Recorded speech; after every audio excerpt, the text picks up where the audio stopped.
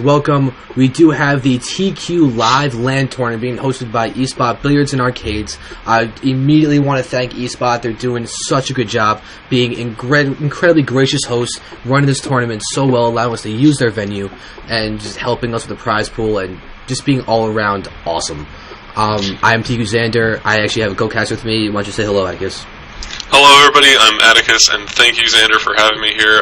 It's a pleasure casting with you. I've had a lot of fun so far, and even though this is our only first cast together, and I have just now met you today, but you seem to be doing a pretty good job so far. Thank you. I personally think I'm very noobish, and I'm incredibly grateful to have you here doing proper insights. I don't know how proper my insights are. I mean, even if my insights are improper, I believe that your voice, which is a smooth velvet upon my softened ears. How about that? That's my attempt at literary flair, but I'm sick right now, so I apologize for my voice sounding funky, as well as not being as articulate as I might possibly be otherwise. It's perfectly okay. You flatter me. Oh, well, thank you. Yeah, so, okay, now that we've gotten through, like, the praises for each other, I do want to say that we have Ganon, who is the Terran, spawning in the top of Lost Temple, going up against LynXPingPong on the left.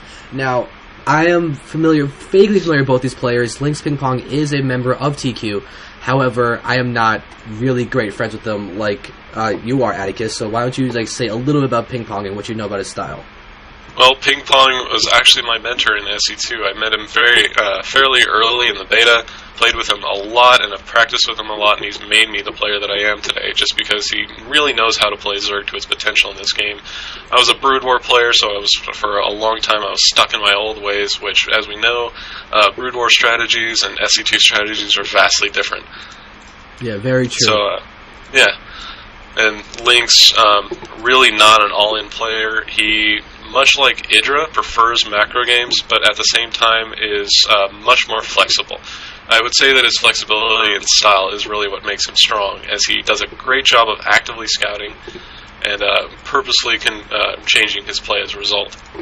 Yep, and just a little thing to note that I saw immediately in Lynx's base is the fact that he pulled off drones from the extractor at the perfect time to make sure that he had 0 left right when he researched metabolic boost, and that is something that you rarely ever see, because people will sometimes leave drones in there to like 50 gas, then realizing that, oh hey, I have to pull them back. So Lynx is showing impeccable timing just in that alone. Yep, I still do that. Ping Pong, of course, another suit is that he really does not get flustered that much. I know that he says he gets nervous in tournaments, but he still has impeccable play. Yeah, and interestingly enough, Ganon is going for multiple Reapers. So we have a really strong Reaper opening, probably expansion from Ganon. He does have enough to throw down a command center. But I really do love strategies like this very early in tournaments. He's looking to do some harass and throw JC off of his game, or rather Ping Pong. Yep. Well, let's see how Ganon is going to end up controlling this. Right now, his Reaper is going to start attacking this hatchery, but if it pops up right now, Lynx is ready to hit him with these Zerglings. But here we go. Right now, Speed's going to finish. But are there enough Lings? Oh, he's got to stay on the creep now, but he's got to make sure this hatchery doesn't go down, because this goes down, it's already delayed enough as it was thrown down late. But we almost got this around on the Reaper. Oh, he's got to pull back. He's so close to... He kills that Reaper. Oh, he gets it. A missed micro by Ganon. That is huge, actually, to take down a Reaper like that before the second one can come in. Reapers are so good in numbers. So Ganon's got 2 hits left on the Reaper. 2 hits from these Zerglings, and it will go down. And Lynx does have an Overlord up there, so if this Queen can actually range, it will be able to hit that Reaper. Yep. And here we go, Ganon, the macro monster. His macro machine is starting up with 4 barracks, 3 done, 2 reactors going down, so very heavy marine play, as we've been seeing popular in the GSL, along with an expansion. But here comes some Lynx at the front to test. There's only 1 marine. He's going to have to pull some SCVs to repair. Yeah, second marine does come out though, but still, Ping Pong is still doing a good job of just keeping Ganon pressured, because Ganon was not able to do a ton with those Reapers, and it did allow him to get up the command center just by taking all that time and gas and not that very many minerals, which is a really smart opening. Like, that was something we used to see a lot before the Terran nerfs, but Ganon showing it can still work even now. Yep. And from JC, we look like a lair that just got scanned by Ganon, so he's going to know what's going on, and a baneling that's coming up as well, so he's going to be able to see that. And Burrow being researched, might possibly see some baneling mines. Yeah, that would be great to bring back another old StarCraft 1 thing, the spider mine. Yeah, I mean, that's something I really like to have you as an ex-Brewer player, because it is a lot of fun to draw parallels. Even though they're not always incredibly applicable, it's still enjoyable for our old nerdy selves. Oh yeah. Who doesn't enjoy a fair bit of nostalgia? Oh yeah. And here comes the Overseer coming into Ganon's base. Very popular strategy, using the starting Overlord to send to the very back of the base, and then turning it into an Overseer later to scout. He's going to see everything. Yeah, and Ganon misclicks, and you can see that his SCVs were not mining for a while. The Overseer does take damage, but it is going to flee very successfully. It didn't have...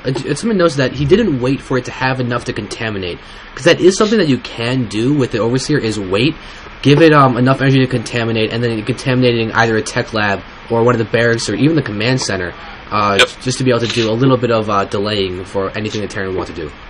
Yeah, and that's especially useful in ZVZ, as you can do it to hatcheries. Yep, and here we go, baneling mines.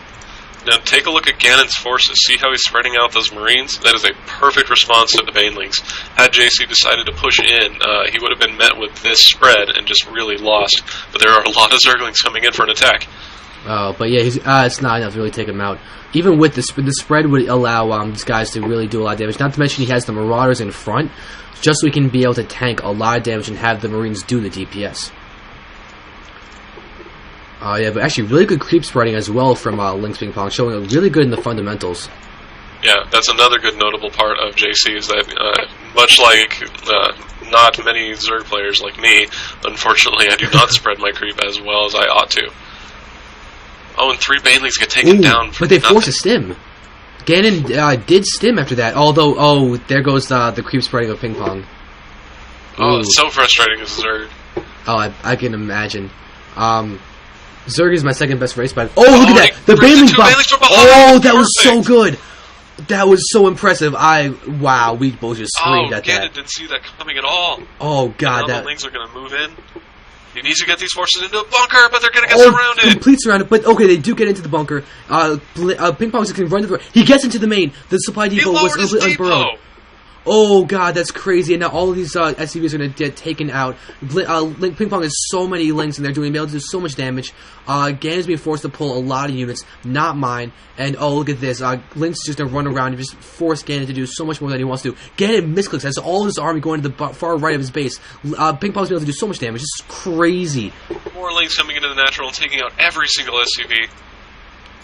Except for some that save themselves in bunkers, but they're still being attacked. Yeah, this is devastating for Ganon. Ping Pong showing his pure fundamentals and reactionary. He knows what his opponent's doing so well because he actively scouts and reacts to it perfectly. Yeah, and Ganon is barely holding on right now. He's researching siege mode to try and deal with those banelings, but look at this. 10 banelings are being morphed right at the Zerg watchtower. He's going in for the kill. He's probably going to use these banelings to split and kill off these bunkers and just completely overwhelm Ganon. Yeah, and Ganon, he's getting his first siege tank, but if Ping Pong can hit before it's out, it could be totally devastating. Yeah, he's choosing not to attack and morphing more banelings, so that looks like that tank is going to finish. This entire game is going to hinge on where he places that tank and how well he uses it. Yeah, if he places it on a ledge, because Ping Pong's going in for the kill right now. Yeah, here comes the tank. It's not gonna siege in time. Banelings are there. It's not sieging up. Oh god, the Marines aren't moving. The Marines just let themselves get devastated. The bunker though is still up, so Ganon does survive simply by the fact that those 5 or 6 or so banelings went to the ramp instead of that second bunker. And the tank still somehow survives. Very lucky tank that survived all those baneling blasts. Yeah, and the engineering barrier is burned down, but it's going to be repaired by Ganon. But that siege tank is also being repaired. So LynXPingPong did do a lot of damage. However, Ganon is recovering incredibly. Ganon is even ahead in the worker count right now. Yep, Ganon, of course, showing even under pressure how well he can macro. Yeah, and he does have a second siege tank out over the ledge. So, and with another bunker coming up, this is going to shut down any more aggression that JC would want to do. Oh god, I really hope he doesn't push in right now, because he seems like he's gearing up to do the same thing he just did. Mm-hmm. It could be really needs to use this Overseer again. Yeah. I think he forgot about it. It still has full energy. He could contaminate 2 buildings with that. But he's gonna push in with Lings. Oh, Ganon's gonna go for he's gonna go for like a drop, a ledge drop. But Ping Pong seems like he's a lot of overlords there, just spewing creep onto that high ground. You'll be able to see it, but I don't think he has anything to really deal with that because he can't get up there. Yeah, this is a perfect decision as JC has been focusing largely on ground units, and we see he's even building a Roach Warren. He does not have a Spire up yet, and has no way to react to this properly. Oh god, all these Overlords getting sniped. Still no Overlord speed. Devastating. So this Ganon using Lost Temple in the classic way that Zergs hate with that ledge. And Ganon's now going to drop the Marines right in the middle line, so Lynx can't even mine from the bottom half anymore. Infestor is out. He could do some infested Terran on top of that siege tank. But that's true. But no, instead he's going to let the Infestor get hit by the siege tank for free. And Ping Pong has, a few minutes ago, made a very good decision in expanding to this 6 o'clock position. Yeah, you're right. I only just now saw that when you said that. So really good eyes watching the minimap for you. Thank you. You're welcome. And these Infestors, one has no energy. There was a fungal growth on these 2 medevacs, and one almost gets sniped. It has not gonna get it. Oh, but the Queen does not get hit by the tank. This hatchery is still alive, and that tank is going to stay there while Ganon pulls back with his medevacs. Ganon is now, it seems we want to pressure the front. Ping Pong is not in a great position for this right now. Most of the advantage he had before is now getting nullified. Ping Pong's even behind in the food count, but Ganon is still here. Did make a mistake though in moving those medevacs his way, as his tank cannot see the hatchery. Oh, really? So now it's going to block the mining, and that's it. But still, here goes JC. Here we go. A lot of Lings and Banelings being moved in. Banelings are getting not enclosing on the Marines. Roaches are just moving. They're not attack moving. Oh, that was no. A terrible blunder from Ping Pong. He had an opening. If he had gotten those Banelings into those Marines, that would have taken a lot of damage and allowed the Lings to take out the siege tanks. Without the siege tank count is really climbing. And so we're looking at the resources. JC has expanded, or Ping Pong has expanded again. His resources are very low. He's only going to have Lynx to defend this. That's not going to be enough, especially with the siege tank splash. If the siege tank splash is going to hit those Banelings, it hit the Morphing Banelings. Oh, so it was, no. Yeah, there's GG. And there's the GG. GG. Let's move on to the next game.